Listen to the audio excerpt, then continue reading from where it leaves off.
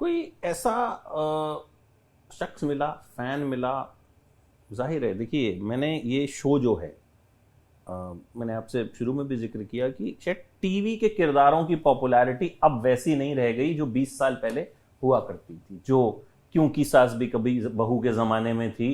तब घर के सब लोग बस टीवी देखते थे और कुछ नहीं था। हम सब बैठते थे, हम टीवी देखते थे, ब्रेक में ही मम्मी से किचन में रोटी लेने जाते थे, अदरवाइज वो उस तरह की पॉपुलैरिटी हमने टीवी की देखी है। बट अभी भी जैसे भाभी जी घर में एक एक कैरेक्टर मतलब पॉपुलर है, सबको नाम पता है क्या है। और मैं अक्सर देखता हूं कि बुजुर्ग लोग लगा के बैठे हैं, पुराने पुराने एपिसोड हैं, रिपीट पे भी आ रहा है तो वो देख रहे हैं, हाँ मजा आ रहा है, मजा आ रहा है, हंस रहे हैं। वो मतलब वो ऑडियंस सबसे ज्यादा इंजॉय करती है। और चल रहा है, फैमिली के साथ आप बैठे हो तो आप एकदम निश्चिंत होकर देख रहे हो कि कुछ भी ऐसा नहीं आएगा कि आंख बंद करनी पड़ेगी, चैनल बंद करना पड़ेगा या चेंज करना पड़ेगा। तो कुछ ऐसे लोग मिले कभी जिन्होंने कहा कि यार मतलब मजा आया आपको देख के, या आपको मतलब कुछ अप्रिशिएट किया हो, जो दिल को छू गया हो आपके? देखिए मैं ना कई बार मैंने ऐसा गौर किया है कि किसी फिल्म की शूटिंग में मैं हूँ, तो वहाँ पे कोई बड़ा फिल्म स्टार है, लेकिन लोग मेरे साथ फ़ोटो खिंचाने आते हैं जो बड़ा फिल्म स्टार जो है उसको इग्नोर कर देते हैं।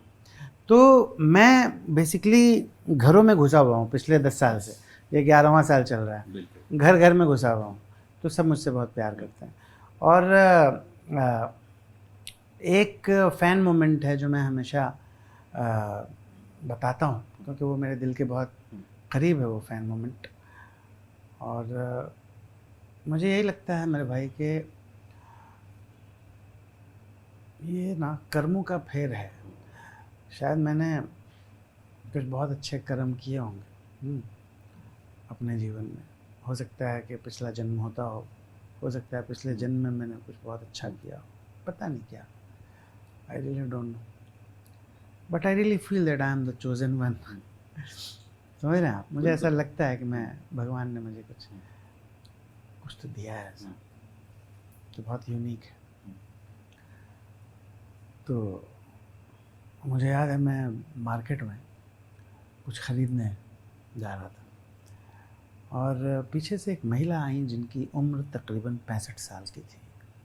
वो आई और उन्होंने कहा कि पहले उन्होंने कहा कि सर आपसे बात 2 मिनट करना चाहती हूँ। मैं घूमा, उसके बाद उन्होंने तुरंत बोला कि मुझे देखा, उन्होंने देखते ही ऐसे बोले, बेटा, सीधा बेटे पे आ गई। फिर पहले सर बोला उन्होंने, मैं टर्न हुआ, उसके बाद करीब आई मेरे, बोली बेटा तुमने एक मरते हुए आदमी को हंसाया, एक मरते हुए आदमी। मेरे पति हॉस्पिटल में थे बेड पे, और वो टीवी पे भाभी जी घर पर हैं देखते थे, पर वो हंसते नहीं थे।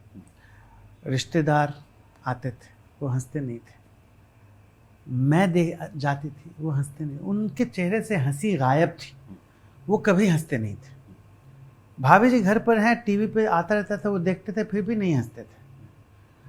लेकिन जैसे ही तुम आते थे ना सक्सेना जी, मैंने तभी उनके चेहरे पे मुस्कुराहट देखी, सिर्फ तब। वो पता नहीं क्यों तुम्हारा इंतज़ार करते थे, तुम्हारा ही इंतज़ार करते थे। और जब तुम आते थे एपिसोड में तो हंसते थे, हंसी आती। तो उन्होंने बोला कि बेटा तुमने एक मरते हुए आदमी को हंसाया है। और ज़ोर ज़ोर से रोने लगी वो, ऐसे सीने पे हाथ रख के ऐसे ऊपर किया उन्होंने हाथ। मुस्लिम थी।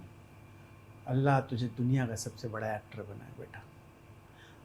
और रोते हुए ये बोलते हुए निकल गई। उन्होंने फ़ोटो नहीं खिंचाया, बस रोते हुए निकल गई, ज़ोर ज़ोर से दहाड़े मार मार के रोते हुए, ये बोलते हुए कि अल्लाह तुझे दुनिया का सबसे बड़ा एक्टर बनाए, बोलते हुए चली गई वहाँ से।